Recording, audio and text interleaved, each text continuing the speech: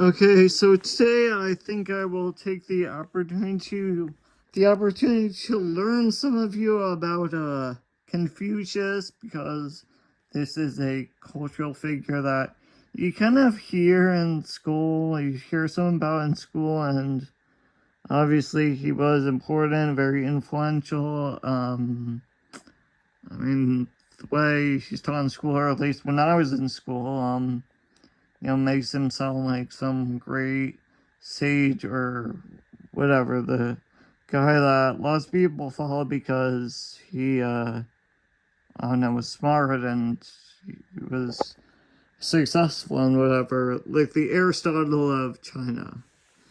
So yes, I'll talk about Confucius today because I also finished his biography and Authentic Confucius by Anne Ping Chin. So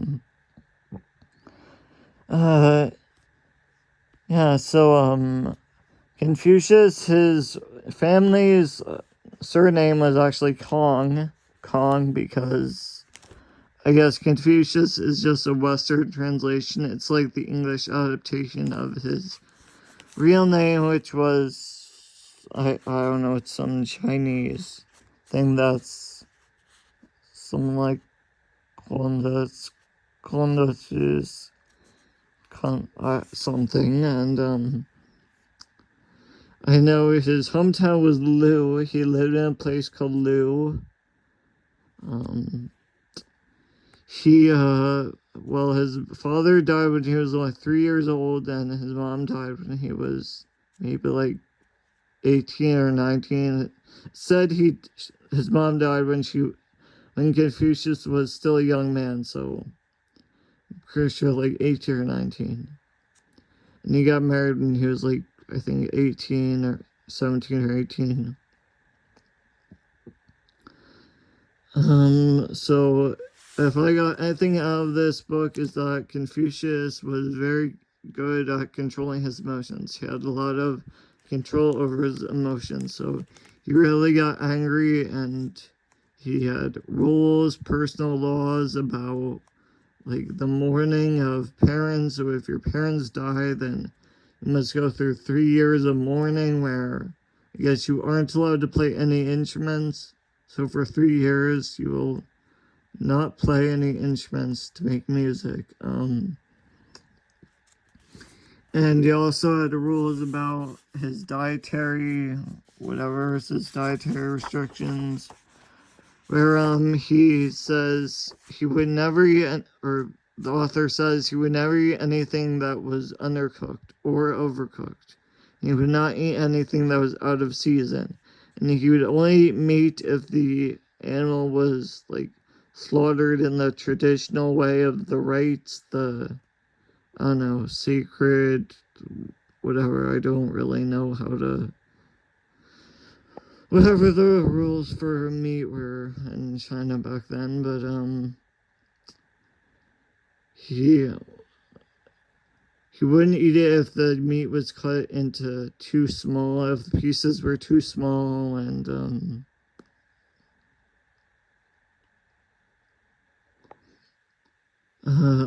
he would only eat it if it was paired with the right sauce. So apparently, which sauce is I guess there's like duck sauce for duck, and oh, I don't really know what other sauce is, but apparently there's a right and a wrong sauce for each different meat, which maybe in some people's opinion, but that depends on your palate, your taste, your personal sense of taste, which, of course, as we know, is different for everybody.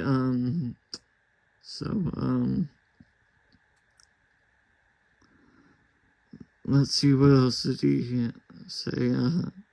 He would not deny a disciple if the disciple presented him with a bundle of dried meat. So it said if a prospective student came to him with a bundle of dried meat, he could not deny that person, to take him under his wing and make that person his disciple.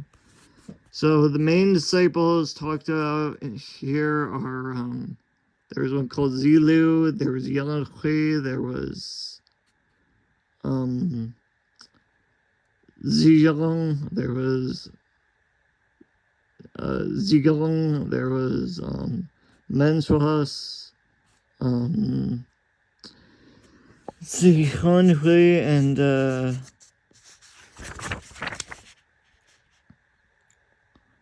Gongzi Chi.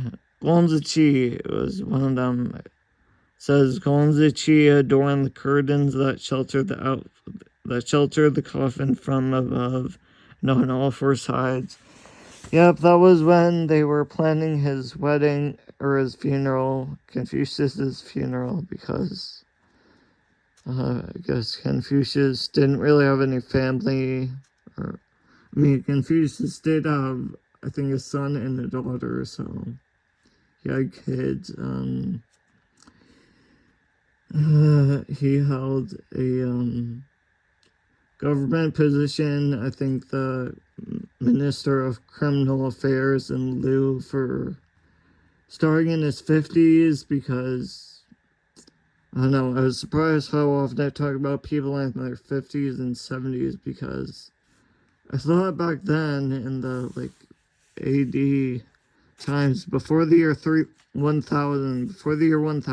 I didn't think people really lived past their 40s, but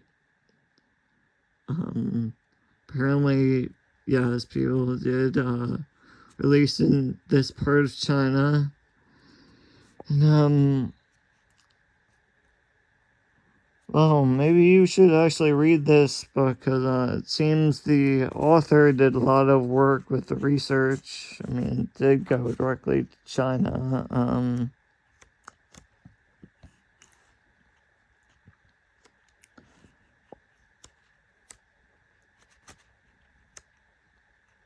Were there any other rules? So it said that Confucius asked his mother several times where his father was buried. So since his father's already dead, he wanted to know, where is the gravesite of my father, so I can visit there and bring flowers and stuff. And she would never tell him, because, well, many of the philosophers or the people studying it, they thought, well, she probably doesn't know either, because a woman attending her own husband's funeral was kind of whatever. If she was seen in the funeral procession, they would gossip about her. So she probably didn't even know either. So looks like they're 222 pages, or 220 pages, so not that bad. I mean, yeah, especially in comparison to Out of Oz, that was 566 pages. Okay, so to give you a feeling of what Confucius was like, I'll just read for you the things that the people who studied the Analects, what they estimated that Confucius would once said at his own funeral, because if Confucius was making the testimony or the eulogy and actually saying what he was like, this is what he'd say. Allegedly, just conjecture. I was poor and from a lowly station. That is why I am skillful in many menial things. I could not prove myself in office. That is why I acquired many skills. Do I possess knowledge? No, I do not. A rustic put a question to me, and my mind was a complete blank. I kept knocking at the two sides of the question till I got everything out. I work as hard as anyone, but I have not yet had any success in conducting myself as a gentleman. To serve high officials when abroad, and my elders when at home, in arranging funerals, not to dare to spare my efforts, and to be able to hold my drink These are trifles that give me no trouble. Joy is to be found in eating coarse rice, drinking water, and using one's arm for a pillow. Wealth and rank attained the wrong way have as much to do with me as a passing cloud. If it is proper to seek wealth, I would be willing to be a guard holding a whip at the marketplace. If it is not, I will pursue something that I like. I am the sort of man who forgets to eat when he tries to solve a problem that has been driving him to distraction, who is so full of joy that he forgets his worries, and who does not notice the onset of old age. How dare I claim to be a sage or benevolent man? Perhaps it might be said of me that I learn without flagging and teach without growing weary. So yes, Confucius himself did not claim to be a sage. He knew that is not divine. He does not know the ultimate truth. He said that there must always be some doubt in everything. So I guess no matter how certain you are, there is always at least a little doubt. He also, at the eulogy, he also said, I never refused to teach anyone who approached me on his own with a bundle of dried meat as a gift. I would not give a person a boost or a start if he does not know the frustration of trying to solve a difficult problem or the frenzy one would get into when trying to put an idea into words. After I've shown a student one corner of a square, if he does not come back with the other three, I will not repeat what I have done. I am a fortunate man. When I make a mistake, others are sure to notice it. Grant me a few more years so that when I reach the age of 50, I may try to understand the principle of change, and I shall steer clear of making serious mistakes. Is it not a pleasure, having learned something, to try it out when it is timely? Is it not a joy to have friends coming from afar? Is it not gentlemanly not to feel upset when no one takes notice of your learning or your accomplishments? Would I not rather die in the arms of a few good friends than in the arms of retainers? And even if I could not have a minister's burial, it was not as if I was dying by the wayside. So, some things that surprised me about reading, how China was back then, apparently the color black for clothing was like a joyful color. It was only reserved for, extravagant. It was seen as elegant and extravagant. So I guess it was something you'd wear at parties. And mourning, when you were, I guess, going for a funeral or when you were in a state of mourning, that was to wear black would be a social crime, a very serious social crime, because in their culture, black was a joyful color, not for mourning the dead or grief or whatever. So he also said things like, if your parents do not love you back, if your parents, the rest of your family is aggressive toward you or hostile toward you, you must still love them. He said things like, the son and father relationship is that a son must not turn his father in.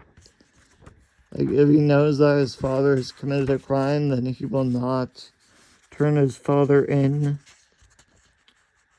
At least, I think that's what it said.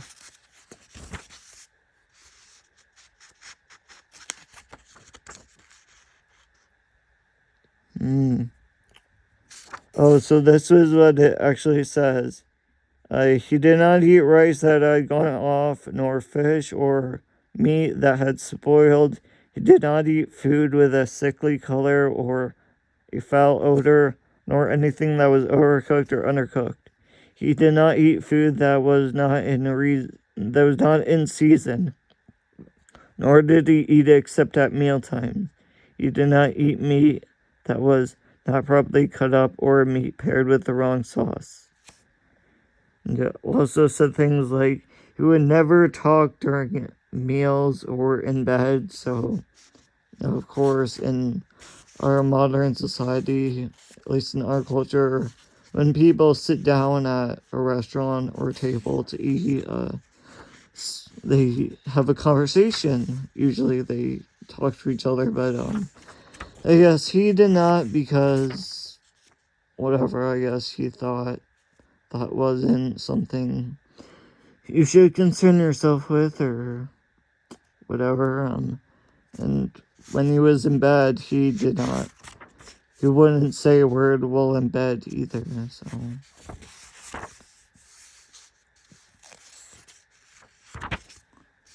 And let's see, did it say anything else worthwhile? Yes, he was big into poetry. He did a lot of poetry. Like, here's a poem saying, "Watercress grows here and there, right and left we pull it. Gentle maiden, pure and fair, with harps we bring her company. Watercress grows here and there, right and left we pick it out.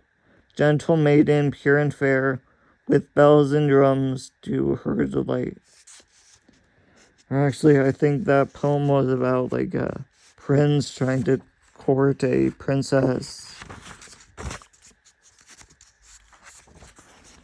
And I'll say the Analects writing about Confucius and his disciples was very utilized a lot in the writings of this to try and decipher what is true or a probable guess. And yeah, the Analects is the writing of I don't really know, but I guess that's how we know about this old historical figure, because I'm sure there are plenty of other people throughout history that were very, very, very famous while they were alive, but pretty soon after they died, everyone was like, they forgot. They were like, who the hell's that? So thanks for watching. Bye.